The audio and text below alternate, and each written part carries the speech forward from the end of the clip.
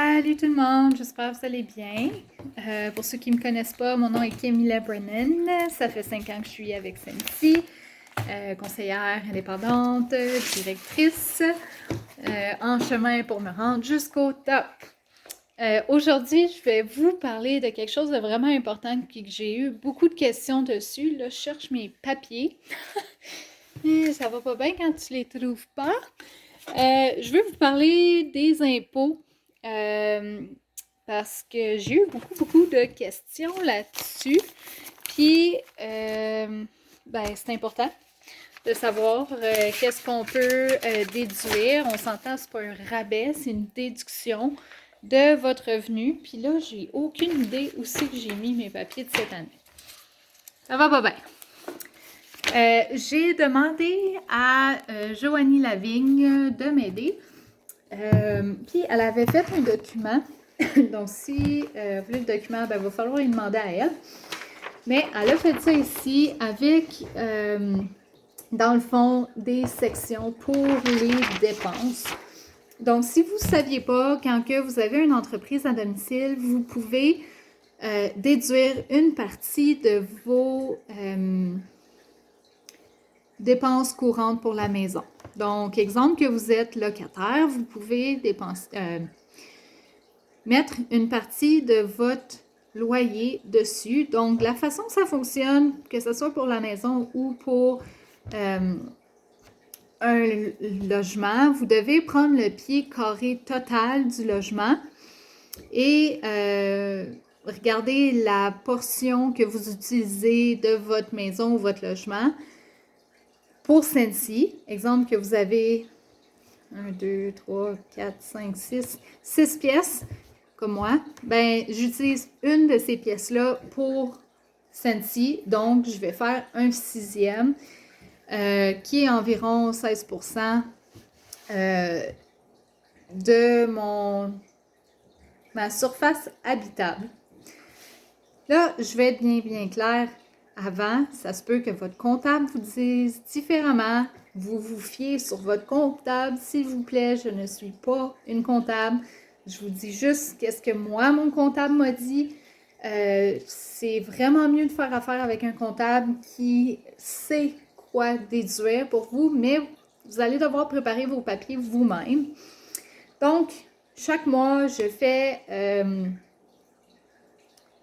ma fin de mois, bref. Et comme je vous ai dit, pour mon loyer, comme moi, mon loyer, il est 920 $ par mois, j'ai pris 15% de mon loyer et ça me donne 138 $. Donc, c'est 138 $ par mois que je vais déduire de mes revenus avec Sensi. Vous pouvez faire la même affaire avec l'assurance maison. Ça va être, selon le pied carré, ça peut être moins que ça, mais exemple 15%. Ça ne devrait pas être plus que 20% de votre surface habitable parce que sinon, c'est un peu comme le gouvernement va venir vérifier vos affaires. Je vous dis ça de même, là, pas plus que ça. L'hydro, même affaire. C'est selon la surface habitable. Et les papiers, le formulaire que j'ai dû remplir, que je remplis à chaque année pour donner à mon comptable, ça s'appelle... Je vais l'avoir. Le T2125, si je ne me trompe pas. Page 6 de 6, 1 de 6. Donc, ouais. T2125, donc c'est état des résultats des activités d'une entreprise ou d'une profession libérale. Donc, dans la partie 1, vous allez écrire votre identification. Partie 2, activités d'entreprise sur Internet. Vous allez mettre votre site web avec Sensi. On paye pas, on ne s'occupe pas de payer les TPS, la TPS, la TVQ, donc ça ne nous concerne pas. La partie 3A, qui est les revenus d'entreprise, les ventes brutes, etc. Moi, il me semble que je n'ai pas rempli ça. Donc, si vous avez un inventaire au début de l'année, je vous conseille de faire ça. Vous prenez votre inventaire au début de l'année, vous prenez votre inventaire à la fin de l'année, puis vous allez mettre le coût des marchandises vendues. Ça, mon comptable me l'avait expliqué. Et c'est la partie 4 qui est la plus grosse pour nous. Donc, dans publicité, Vous pouvez mettre tout ce qui est le réchaud et parfum du mois.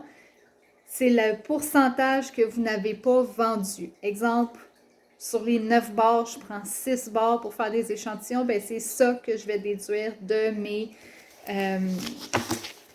mes impôts.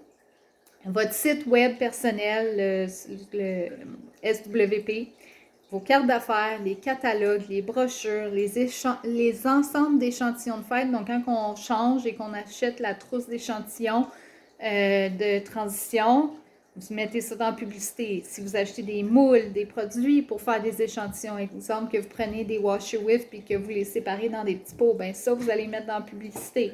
Des dons, des cadeaux d'hôtesse, les cadeaux que vous faites à votre équipe. Si vous faites des promotions personnelles, exemple que vous donnez un réchaud, vous faites tirer un réchaud parmi vos clients VIP ou peu importe, n'oubliez pas, ça doit être fait en privé. Le shipping gratuit aussi, si vous offrez ça, moi je l'avais offert en mars-avril l'année passée. Et ça a été dedans. Si vous achetez des vêtements Scentsy, bien, ça aussi, ça fait partie de la publicité. Donc, vous allez mettre ça là-dedans. Vous avez aussi repas et frais de représentation. Bien, là-dedans, ça va être les repas que vous allez prendre lors des réunions, quand vous partez en événement Scentsy, si vous avez des congrès ou etc., des démos. Bien, votre repas, vous allez déduire 50% de la facture sur vos impôts. Et là, c'est très important que vous gardiez toutes vos factures et que vous écriviez le plus d'informations possible dessus. Exemple, souper d'affaires avec Kimmy LeBrennan, on a parlé de telle affaire.